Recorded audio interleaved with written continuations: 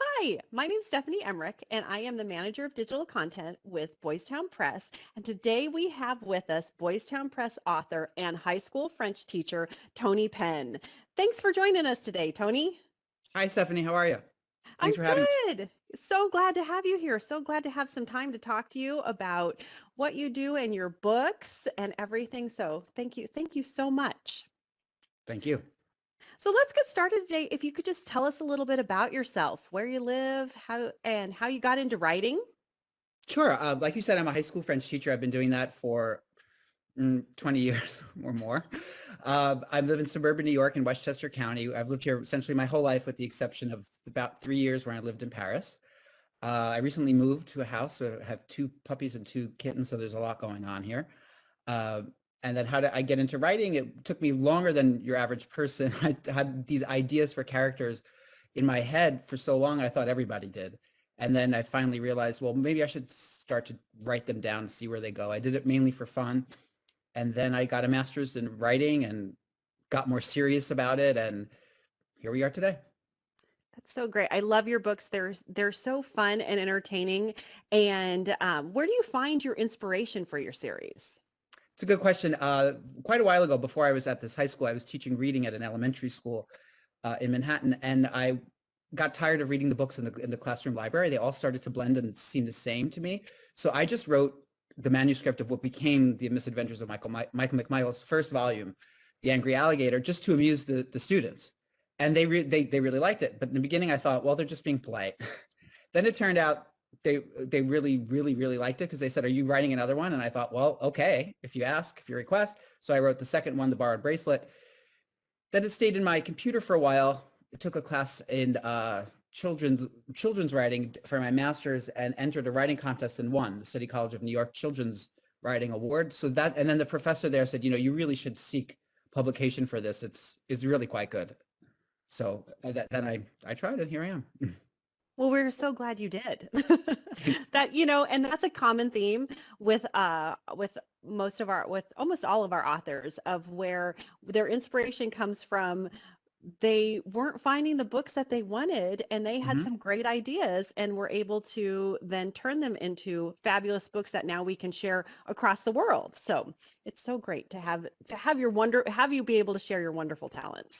I think there's a responsibility that you have as a writer. If you look for a book and you can't find it, you have to write it. I think it's, because I found myself looking for books that were amusing with a moral, educational, but not didactic, and entertaining and engrossing. And some of the books I saw with boy protagonists were a bit silly and frivolous and, without naming any names, they were just a little, just more frivolous. And I thought I would introduce something with more intelligence, more wit, and a kid who messed up but wanted to better himself and wanted to learn and ultimately does learn, but still has a long way to go. Yeah, and that's with your book series. It's the Misadventures of Michael McMichaels. Yes. So can you tell us a little bit about the style that you write in and the type of book this is? Because it's not your typical picture book, storybook. No, it's a middle grade chapter book. So it's about first, second, third, fourth, fifth grade, depending. Independent readers. There's illustrations, but not on every page. It's first person. Michael is narrating it. And he's a 9-year-old, precocious, open-minded, paranoid. There are many adjectives we can give to him, but he's a loyal friend. He's a good kid, and he gets in over his head, and he's a very active imagination. And Yes, he does. He does. That's like with the Angry Alligator. That was the first book that that we was the have. first one. Yeah. Can you tell us a little bit about that one? Well, yeah, that just starts. It just all unravels at the zoo at a class trip where he and his friend are daring each other to do something, and he throws a stone at an alligator, and then he's confronted about why he did it. He said it wasn't him, and he pointed to an older boy who he knew had a bad reputation, and then things spiraled out of control there, and it's sort of an object lesson in what a tangled web we weave. Because it's just from that one decision to make a lie, another lie has to be told, and then another lie, and then he gets lost in it all. And it's sort of entertaining to watch, but I'm sure exhausting for him to experience. Well, and he always finds his way through, you Yes. know, with and learns that lesson. And that's the part of with your books. They're they're entertaining. They are a higher level challenge, more of a challenging reading book, Mhm. but they also teach that lesson and have people in his life that are able to help him teach those lessons. Oh yeah, he seeks out adults. He doesn't live in it. He asks for permission, sometimes is given it, sometimes ignores the fact that he's not supposed to do a certain thing, but he definitely is looking for guidance and reluctantly often takes it. But he's a good kid, and I think people like hearing his voice is very distinctive, and he doesn't sound too much like an adult, or he doesn't sound overly innocent or overly experienced for a child. He's refreshingly innocent about certain things, and uh, I think he's got a couple of best friends who are very entertaining. We've got Kenny and Harriet who have different personalities, and they all complement each other. There's an interesting rivalry going on between him and Harriet. So yeah, Oh and yeah, I Kenny's love kind of like, Harriet. yeah, Kenny's the, Harriet's the rivalry there, but Kenny's his sort of conscience. It's like he's going, what are you doing? And Kenny's this sort of voice of the reader thinking, what are you doing? What are you thinking? And then he just overrides him. And even though in the end, Kenny's pretty much always right. Yeah. Well, and that's the thing of where I think a lot of kids they go back and forth between they're at the age they are where they're a little bit Michael, they're a little bit Kenny. And Mhm. so they can that's how they're very relatable. Oh, thank you. I didn't even think of it that way, but yeah, it Yeah. works out like that. And each of the little misadventures he gets into, because in book 2, there's a story about a borrowed bracelet. In the Barred Bracelet, Michael's looking to outperform his rival Harriet in the show and tell, and he decides he's going to borrow a bracelet from his grandmother and not tell her about it and spin a tale about it having been on the Titanic. And this catches the attention of local media and things snowball, let us say. Yeah. But he learns in the end that it's not borrowing unless you have a person's permission. Right. Right. And, you know, with his, I think that definitely with Michael, he has such an imagination Mhm. and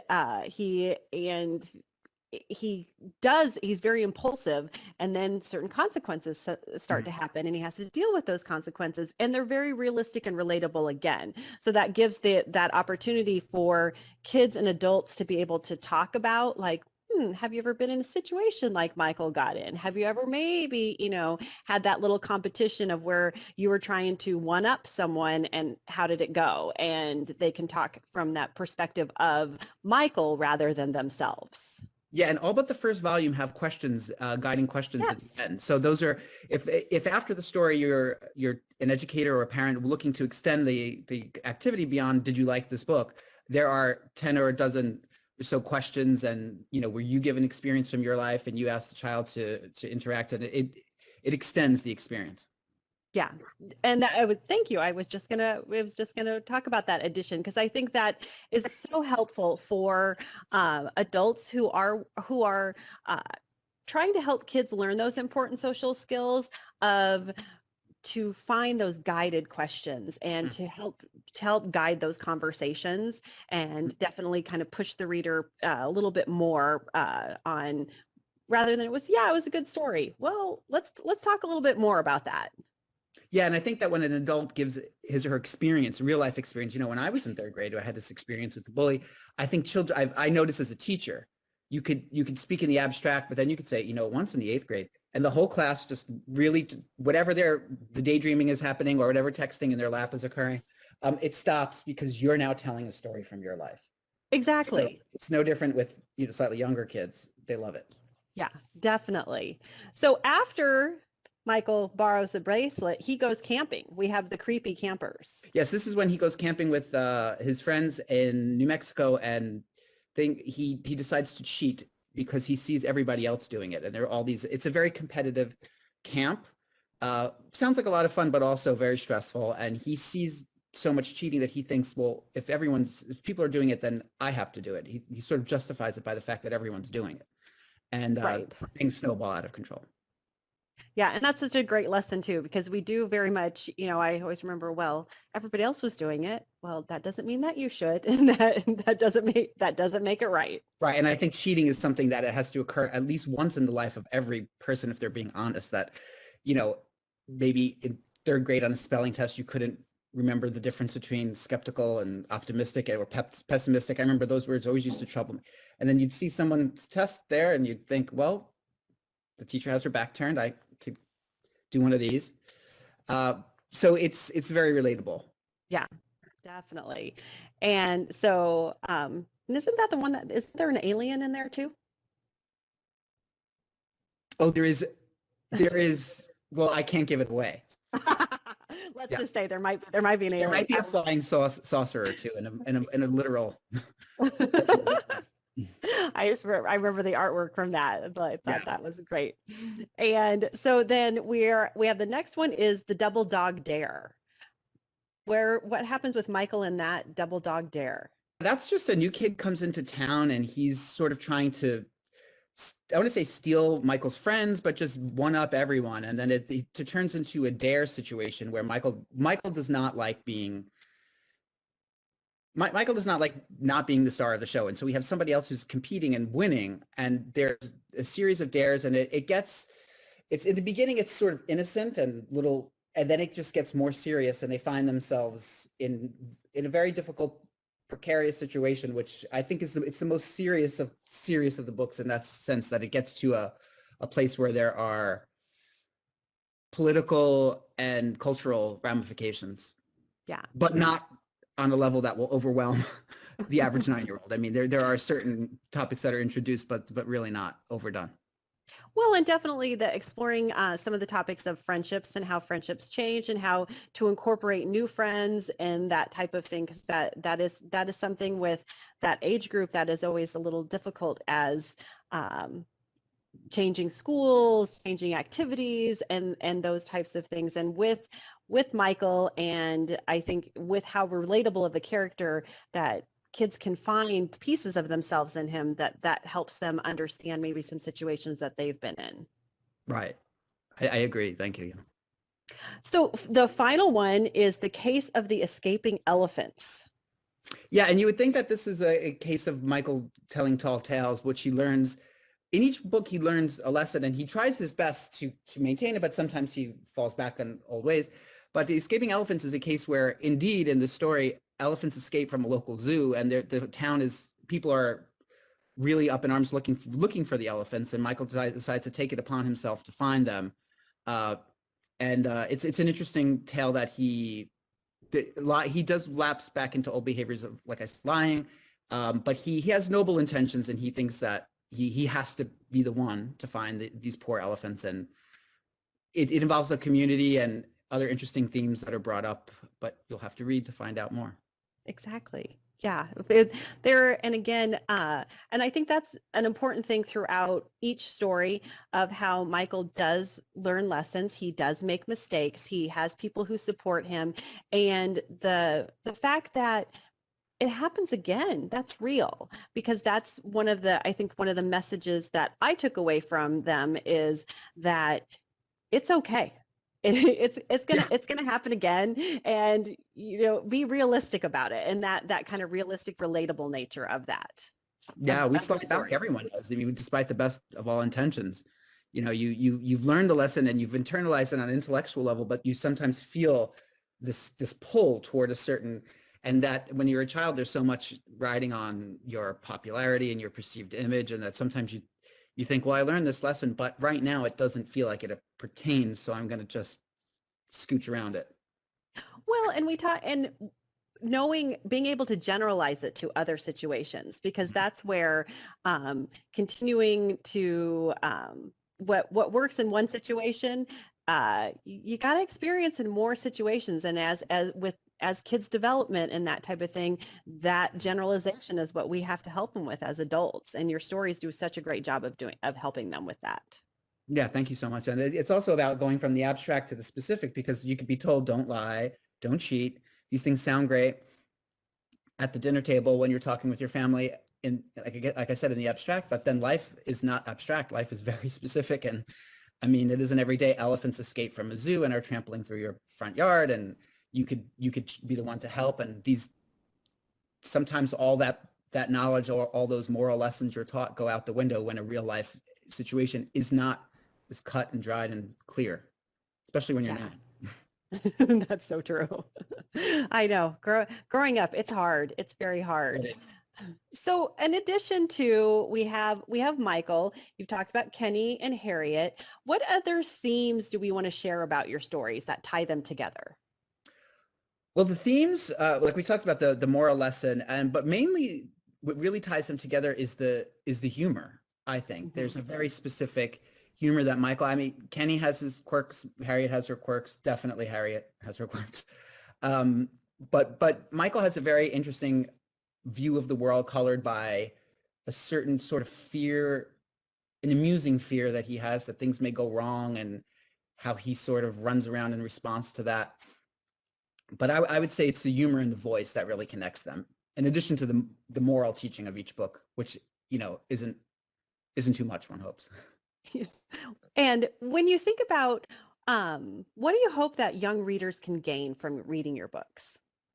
Well, first and foremost, I want them to have a good time. I mean, that's to me, they have to enjoy themselves. They have to enjoy reading. I want them to associate reading with fun.